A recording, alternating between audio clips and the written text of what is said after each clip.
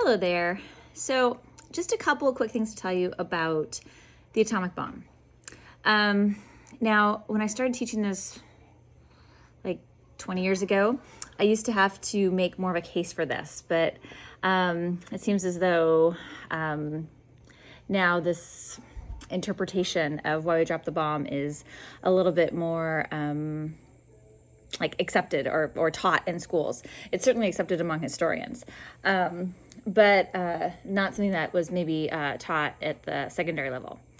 So some historians, most historians, believe that kind of one of the motivating factors for dropping the atomic bomb was the rivalry with the Soviet Union. Now, that sounds kind of funny because technically they're our allies during World War II.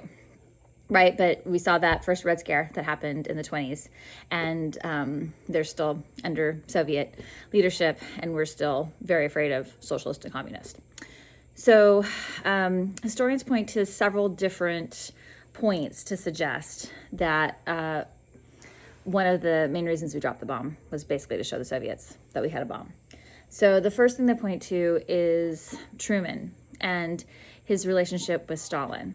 FDR and Stalin had kind of like I don't know if you want to say like a friendship, but, jokingly kind of like Uncle Joe, and they worked together. And Stalin was an intimidating person, and Truman was kind of a small town guy from town in Missouri, and so people expected Truman to kind of be pushed around by Stalin because FDR had been working with him for 12 years, and here comes Truman. And so Truman goes to this conference with Stalin there, and they're dealing with the post-war peace in Europe. And so far, in places where the Soviet Union had more people, they got to determine the peace, and the peace they're determining is not a peace that we agree with. And so the people at the conference that day, some people had written in their diaries about their journals, kind of like what had happened. And a lot of them noted that, just like we thought, Truman got kind of pushed around by Stalin. He tried to stand up for himself, but he didn't really do it. And then people noted the second day, something happened. And, people noted this in their journals privately to themselves that, that first day it looked like Truman was getting pushed around by Stalin, but the second day, all of a sudden, he was standing up to him and, telling him what for. And, well, we know that in between those 2 days, Truman got notification that we had the bomb. Now, we had 3 bombs. The first bomb was tested in I can't get that word out. Alamogordo, I'm still not saying it right, New Mexico.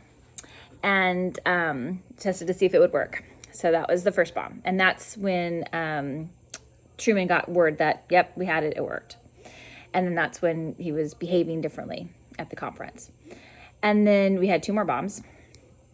And we dropped one on Hiroshima in August of 1945. And then 3 days later, we dropped a bomb on Nagasaki. And so that's something that historians point to too. We had 3 bombs, and we used 3 bombs. Because now I have a hard time justifying the bomb at all. But both my grandfathers who fought in the war would stand here and argue with you and with me that we dropped the bomb to save American lives. And I respect my grandfathers and respect their service. So we might be able to argue that one for that argument for the first bomb, but there's no explanation for that second bomb on Nagasaki 3 days later. I would argue there's no explanation for the first bomb in Hiroshima, but I have the distance of time. So what's the other? So we've got the change in Truman. We've got how many bombs we have, and we use all of them. Here's the one that I think is most telling.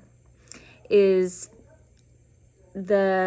had kind of been established in the war that whoever had the most people in the place when the war ended, they got to determine the peace, right? I just mentioned that, which was what was happening in Europe. And so the Soviets had agreed that they would enter the war in the Pacific 3 months after the war in Europe ended. So they more fully enter the war in the Pacific and help us win.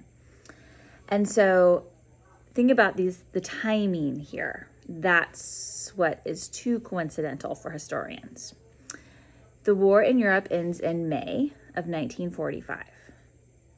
And 3 months later, it's August of 1945. Right when the Soviets are to enter the war in the Pacific, right when they might establish more of a presence in the Pacific than we already have, that's when we drop the bombs. Not one, but two. Instantly killed between those two places about 200,000 people. And the effects of radiation for decades. So it's that final point that makes historians think this is why we dropped the bomb, was to show the Soviets that we had the bomb.